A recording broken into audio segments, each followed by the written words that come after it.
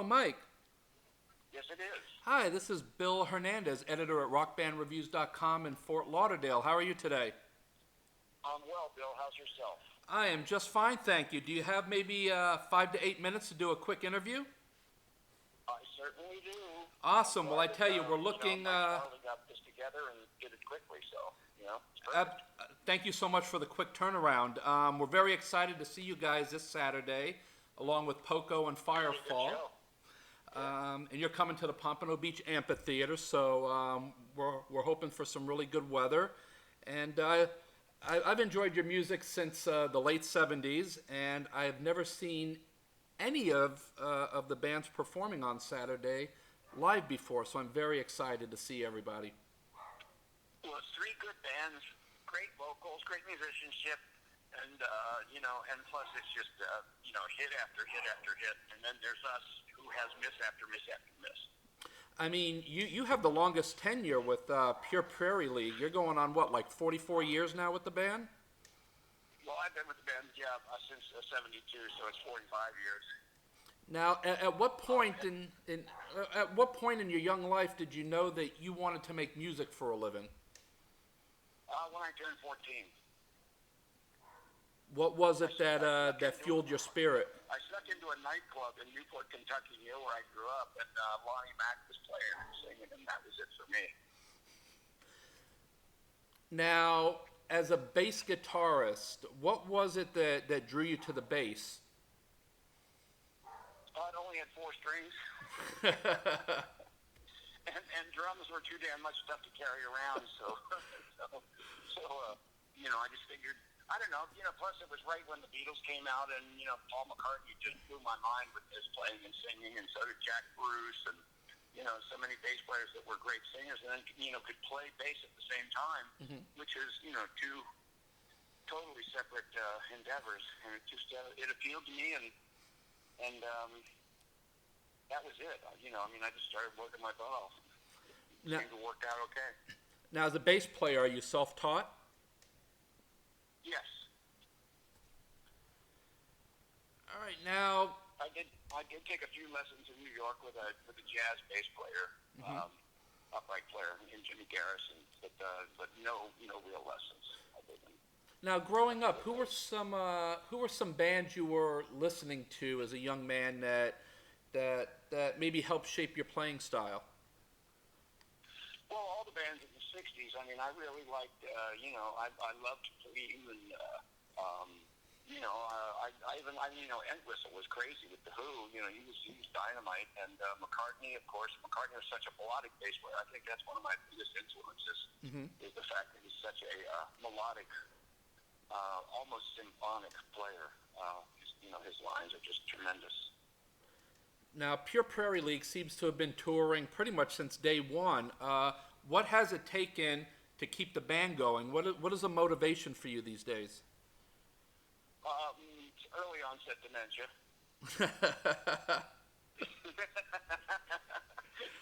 No, I'm just kidding. It's we've always when we started playing our own music in 1969, and then finally got our first record deal in '71, we had an idea that we wanted to do something, that we were doing and that nobody else sounded like us. And then, of course, Poco came out right at the same time, and we loved those guys. And so basically we just said, that's what we want to do, but we'll do it Kentucky style. Mm-hmm. Now, how do you approach... So that's sort of what shaped our music. Now, how do you approach live performances, and what kind of feel do you try to give the show these days?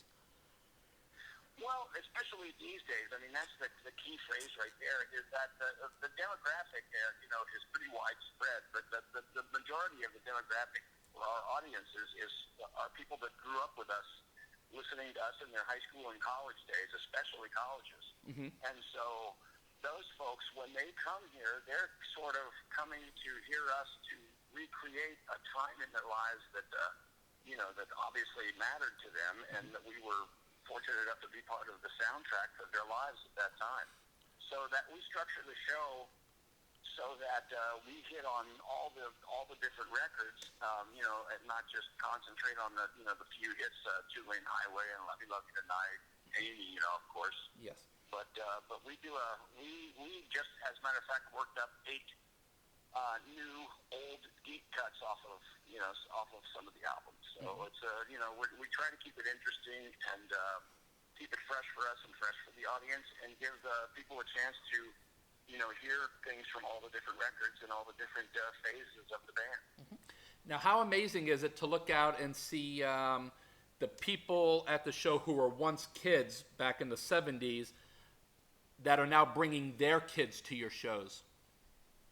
That's pretty neat because because the younger kids will tell us, after we play, we always go outside and sign T-shirts and CDs and stuff like that and talk to folks. And the young guys are saying, my parents basically force fed me this music when I was growing up, but I like it.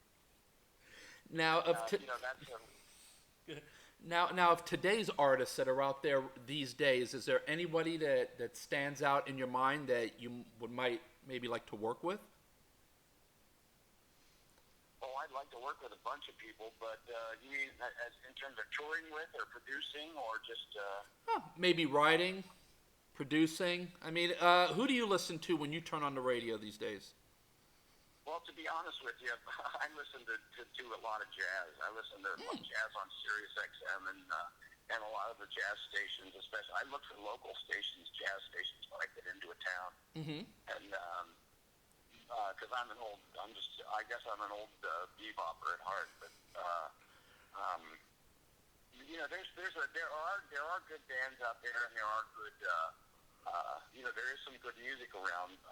I personally am, because of my age, I grew up listening to the great stuff that was happening all during the mid-'60s and '70s and that.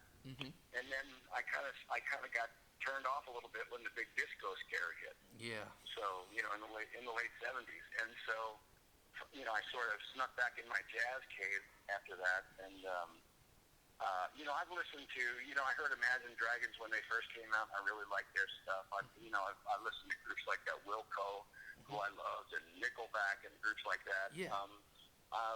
There's few country artists that I'm really thrilled about, but there's a couple that are really good, and I keep tabs on them.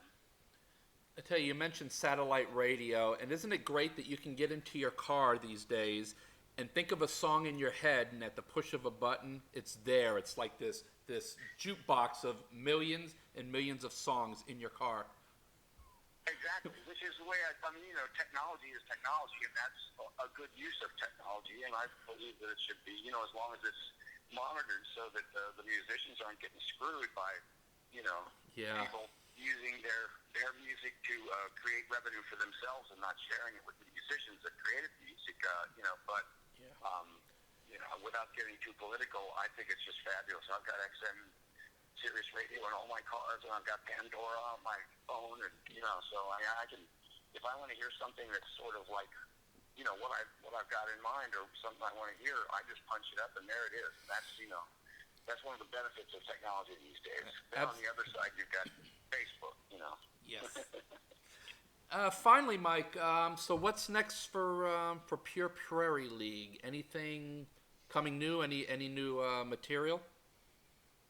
Well, as a matter of fact, we'll probably do 1 or 2 songs, brand new ones, on Saturday night at Pompano, because we always continue writing and stuff like that, and that there may be another CD in the not too distant future.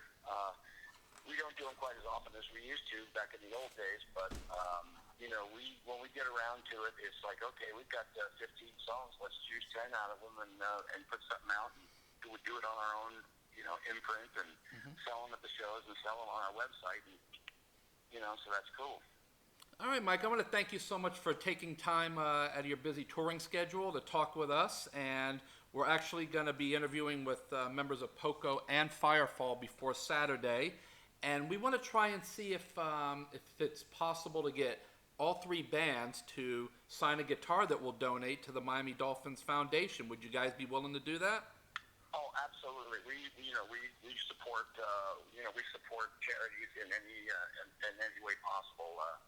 We donate part of our proceeds to Autism Speaks, and we're more than happy to be a part of anything that helps out other people. All right, fantastic. Well, I look forward to seeing you guys perform and to meeting you, and we look forward to seeing you Saturday night at the Pompano Beach Amphitheater. Great. Can I just give you quickly the names of the other guys in the band so they don't think that I'm the song and the whole thing? Absolutely, go for it. John David Call, C-A-L-L. He's the pedal steel guitar player, and he's the other original in the band. Okay. Donnie Lee Clark, C-L-A-R-K. He's the lead guitar and lead vocalist. Scott Thompson, with a P, is drummer and vocalist. Okay, and that's everyone? That's it. That's the four of us. Fantastic, Mike. You're a class act, and we look forward to seeing you. I appreciate that. Thanks for the call, and we'll see you on Saturday. Safe travels on the road, brother. Great. Take care, man. Bye-bye.